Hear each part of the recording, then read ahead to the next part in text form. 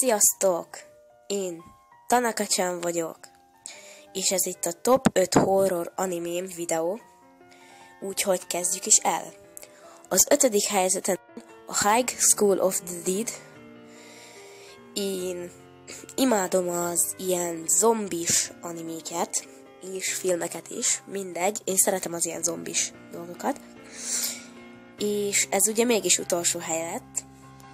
Nos, ez azért van, mert néhol tényleg nem értettem, hogy mit csinálnak, hogy most ez miért csinálják, vagy mi történik, esetleg miről beszélnek, mert egyszerűen nem értettem.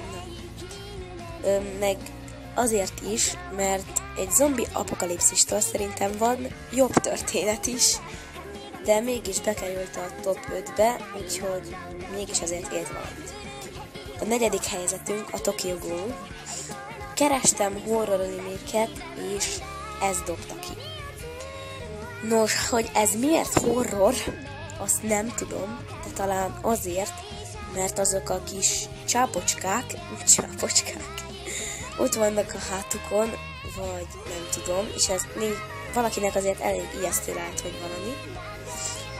Mindegy, nekem tetszett, akár horror, akár nem. Ehhez tehetség kell gyerekek, hogy egy ilyen animét lerajzoljanak, vagy megcsináljanak.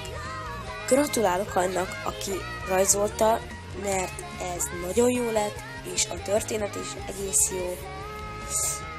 Jól kialakították, jó a grafikája, és a történet is egész izgalmas. Na. 3. helyzet, Mirai Nikki. Igen. A híres nevezetes Mirai Nikki. Hát először, mikor láttam, nem fogtam fel, hogy mi a lényege ennek az animének.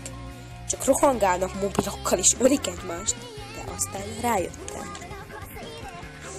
Végül is egész jó, a kedvenc szereplőm Ino, mert ugye az elején, amikor kezdődik ez a gyilkos játék vagy mi, akkor védi Yukit, meg minden, és aztán mikor már csak ketten maradnak, akkor ugye meg akarja ölni, hogy az övé legyen a hatalom. Akkor ennek most mi értelme volt, hogy megvédte? Ki is írhatta volna, mert szerelmes belé, de aztán meg kiírja most. De végül nem öltem úgy. És végül manapság ki ne szeretné azért az olyan animét, ahol telefon van. Szóval, folytatom, ez most így hülyeségből. A 2. helyzet az Alother. Ugye az előző videóban ajánlottam ezt az animét, egyrészt azért is, mert nagyon jól ki van dolgozva, tényleg, és a története is iszonyatosan tetszett, és a halálokat is szerintem jól átgondolták, jól ki van dolgozva, az is, ahogy leesik a lépcsőn, meg ilyen dolgok, és egész egyedi, hogyha mondhatom ezt. De ez az én véleményem, mindenki ahogy gondolja. Az is jó, hogy a kis csajnak babaszeme van, és látja vele, hogy ki a rossz, és azért ez nem semmi. Ez azért lett 2. helyzet, mert iszonyúan jó a története, annyira, hogy még egy verset is írtam. És az 1. helyzet a Corpse Party, és íme itt az én első helyezetes, győztes, elég jó animé. A története elég jó, hogy Sachiko gyilkol vagy mit csinál, és azért imádom ezt az animét, mert megvan benne az, ami nekem kell. A durvaság, az iszonyatos vér, meg minden. Például, hogy kivágják a gyereknek a nyelvét, kivágják a szemüket, szétfeszítik őket, felrobban az ember, és a belei a falon lógnak. Lehet, hogy esetleg undorító, de ez nekem élvezet nézni. Ez egy jó horror anime. Komolyan nem tudom miért, de egyszerűen nekem élvezet az ilyet nézni.